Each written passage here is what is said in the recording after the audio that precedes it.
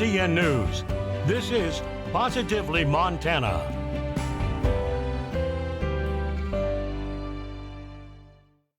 Hello, I'm Jill Valley, and thank you for joining us for this week's edition of Positively Montana. It's where we showcase incredible Montanans making a difference in their communities and the unique voices of Big Sky Country. Over the course of the next half hour, we take you to Northwest Montana for a teacher-driven initiative that provides books and food to kids in remote areas of the Flathead. In Missoula, it's a paddleboard race down the Clark Fork River to benefit local nonprofits.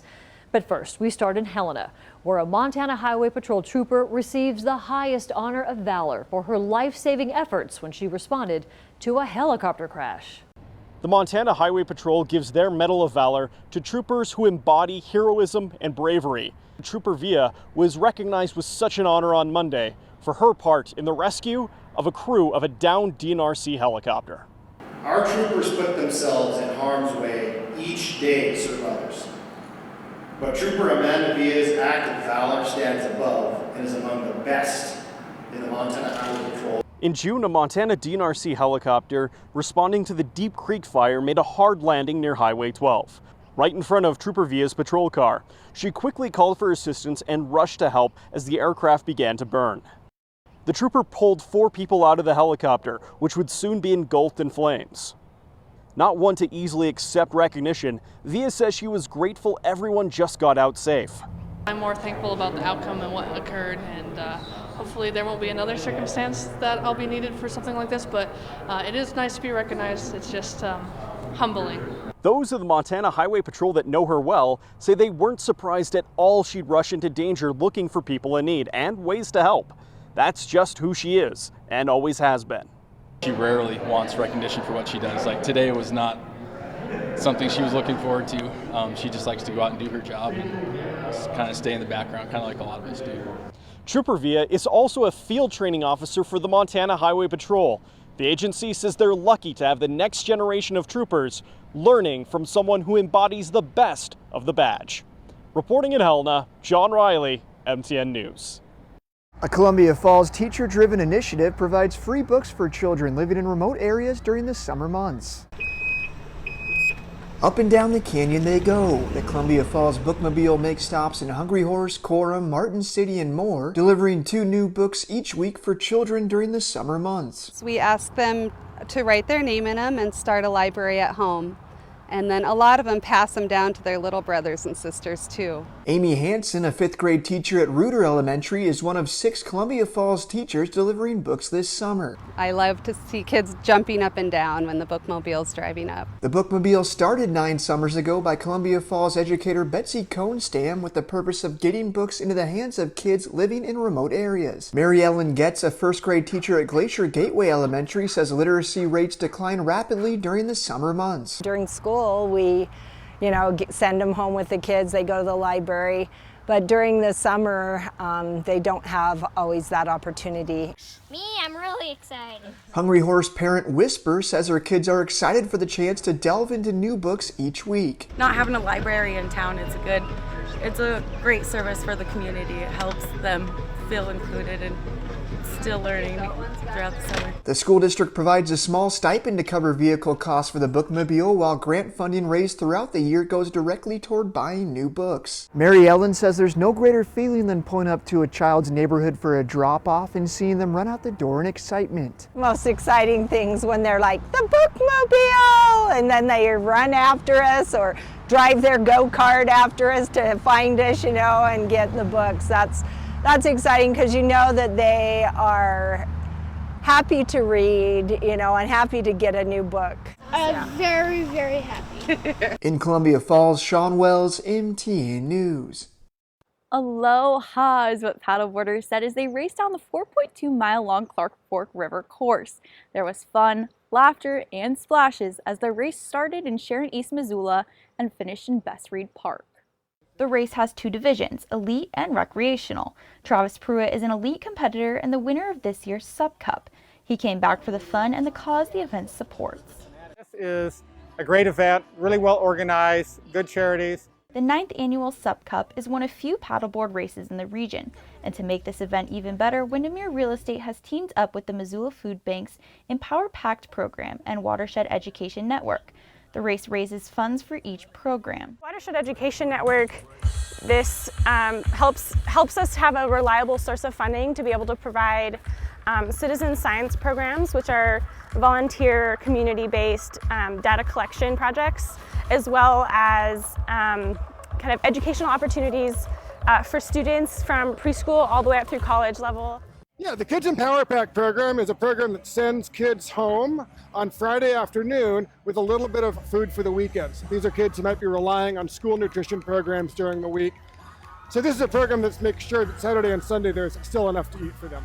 Both organizations are significant to the Missoula community and make a difference. All proceeds go to the Missoula Food Bank's Empower Pack program. That's the weekend food program for kids. Our other beneficiary is Watershed Education Network. So it's an important partnership for us in the community. Parkside Credit Union is another partner to the Watershed Education Network, and they raced on the same paddle team with the organization.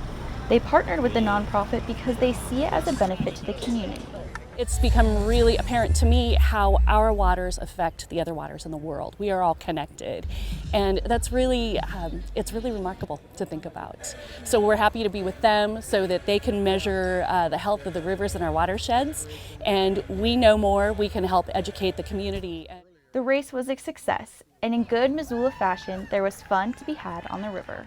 The Empower Pact program is going on throughout the summer, and the Watershed Education Network has other opportunities to volunteer as well. You can head over to kpacs.com for more details on both organizations. In Missoula, I'm Hannah Hislop, MTN News. Just ahead on Positively Montana, we'll tell you what motivated a Bitterroot man to run 100 miles. And after a staple of Great Falls streets broke down, the community rallies to restore a historic trolley. More stories from the heart of the Treasure State are on the way when Positively Montana continues after this. Welcome back to Positively Montana. A Hamilton organization took to the streets on Saturday to bring awareness and support to children. Their race ran Friday through Saturday, and let me say they logged a lot of miles. 100 miles and 100 reasons why.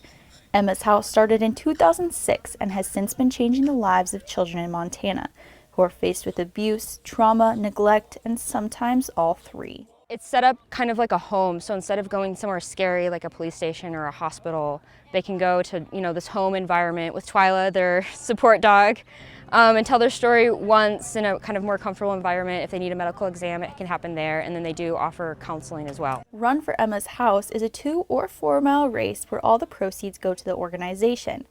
But there were some special people able to go the extra mile for Emma's House. Ryan TELLOCK set out on a 100-mile run. Ryan said that he has lived a blessed life, and Emma's House is his way of giving to those who don't have the kind of support he did.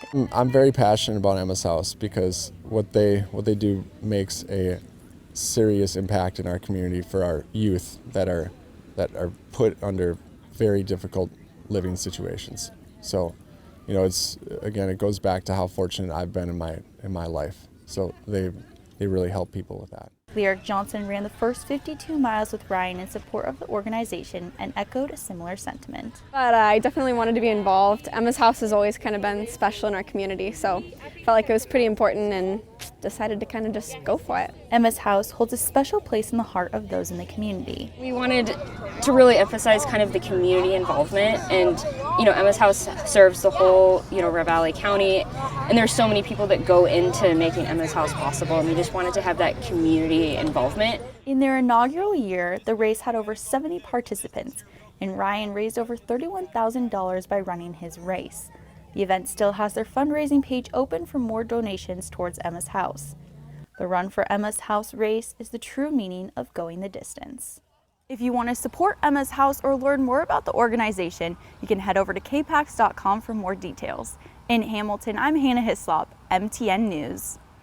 Color Wonders of the Treasure State, captured here on the RSVP Motel. I got to meet the two young women who created the design, one they hope brings even more beauty to Bozeman. I'm Gabrielle Lewis, and I'm an illustrator. Being an illustrator means I have a medium for a special talent. Plus, illustrator is a bit more of a posh term than artist. As she works on her third mural, Gabrielle Lewis explains how she came up with her current masterpiece, one chosen to go right here on Bozeman's RSVP Motel. To be able to create something that identifies not only the motel, not only the street, but Bozeman itself, is wild.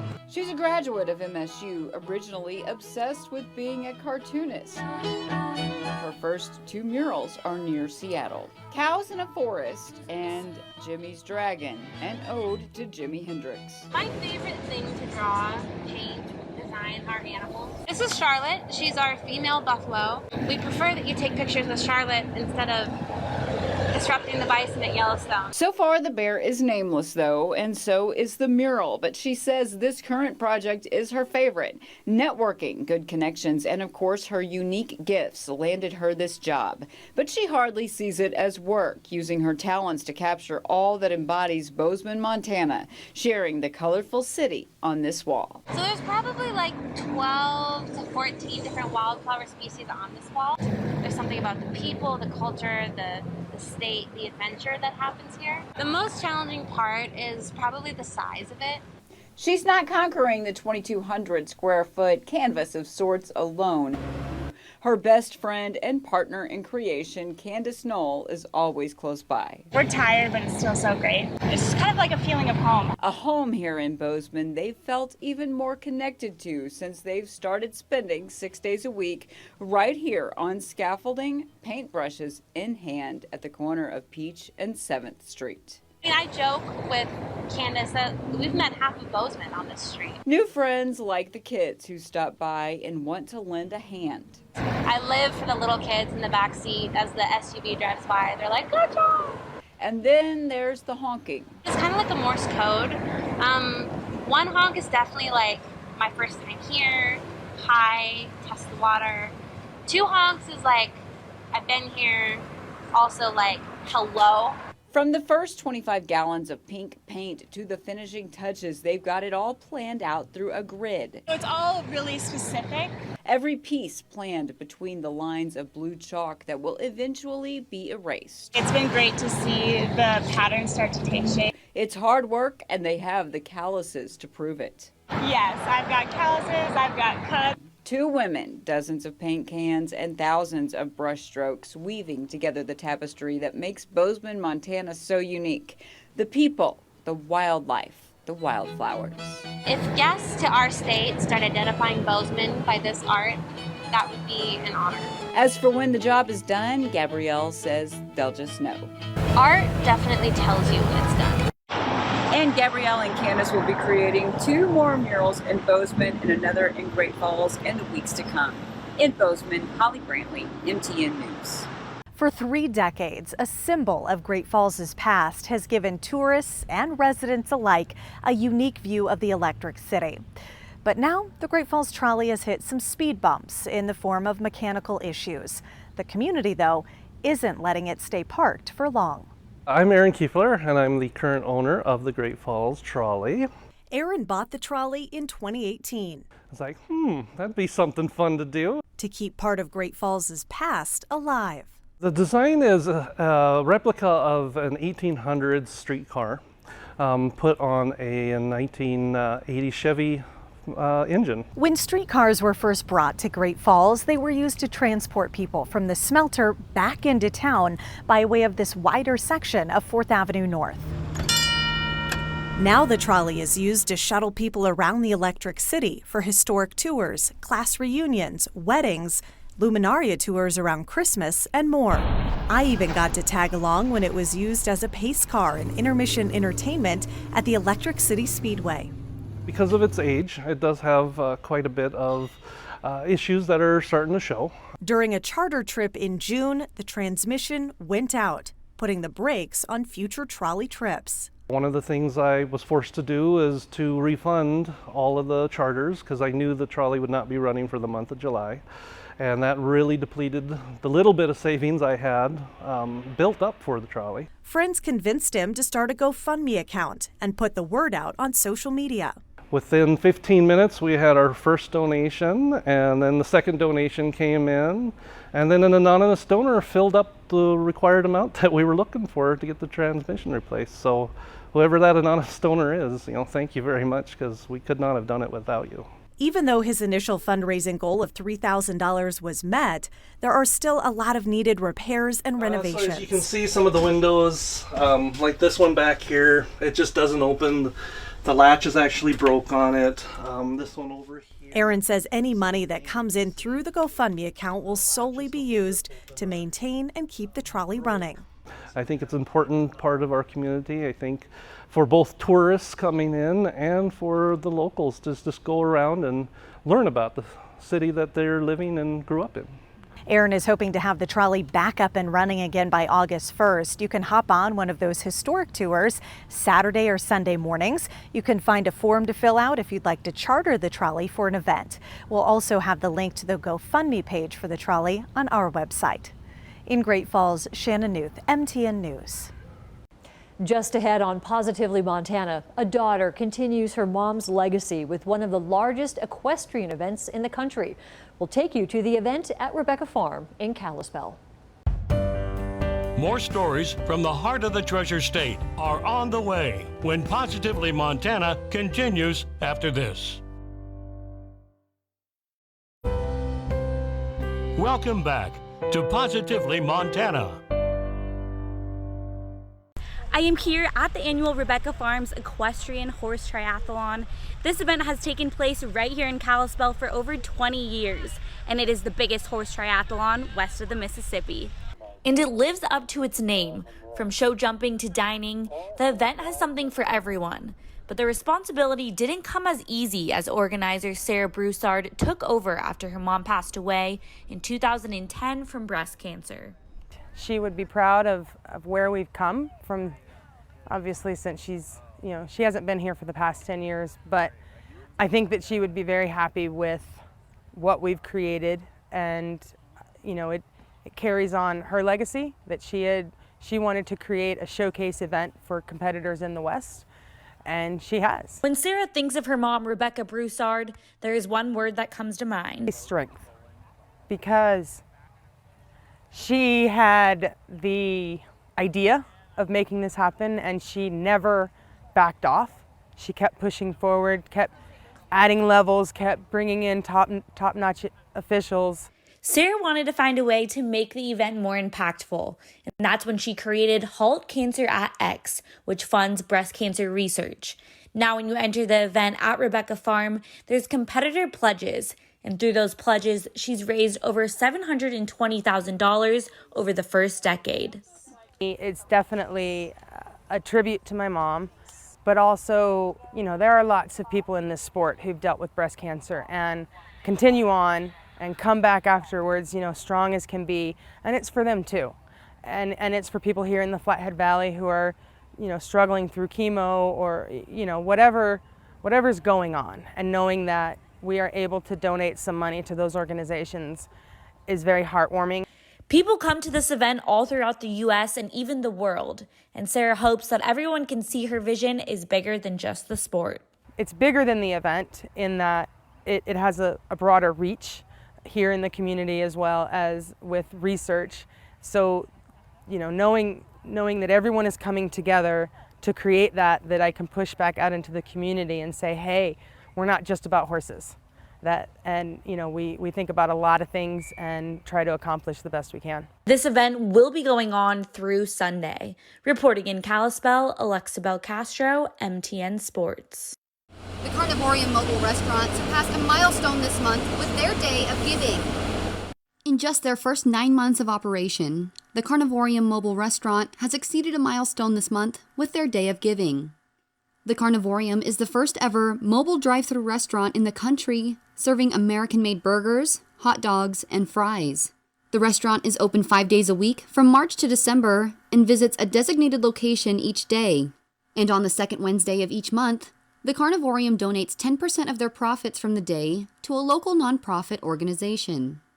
So what I decided was, when I did this, I said I want it to be more than just a great place to get some great American-made food. It should be a community asset, and it should help the greater good. So I said to myself, why don't we figure out a way to do a community project, and we'll donate funds to it. In total so far, the Carnivorium has donated over $10,000 to 15 local nonprofit organizations, all aimed at different missions. A few of the organizations selected to receive a financial donation include the Benefice Women and Children's Center, Special Olympics Montana, the McLean Cameron Animal Adoption Center, My Student in Need, and the Grace Veterans Home. The Great Falls Community Food Bank was one of the first organizations to receive a donation from the Carnivorium, and they were able to use the funds provided to assist in their operations. You know, the food bank really relies on small and large businesses for contributions. So when we get something from a business like Carnivorium, we know we're just thrilled to death. And you know, Dave's done a great job and has always been a big supporter of ours. And so we're thrilled that he's been able to make it.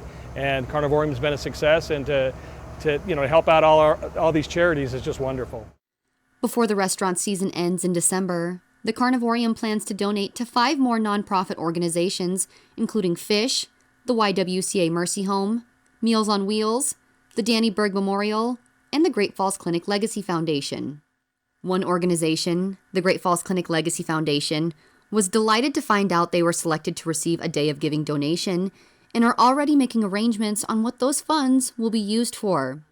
Well, we're still in the process of paying off the construction. We're real close, about 78% to having that completely paid off. But there's also the sustainability of the facility, and we're still having to purchase things like blankets and pillows and all of that at the same time. So it is going to go to great use, and I know without a question, on behalf of the Legacy Foundation, we thank everybody who has donated and who will donate. In addition to the 5 organizations that will receive a donation from the Carnivorium, 2 other donations will receive a surprise donation before the end of their season in December.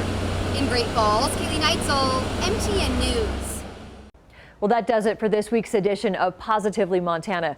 We hope you've enjoyed these stories of good things happening to people in our community and those people working to make the lives of those around them even better. For more stories just like these, head to your local MTN station's website and click on the Positively Montana link on the homepage.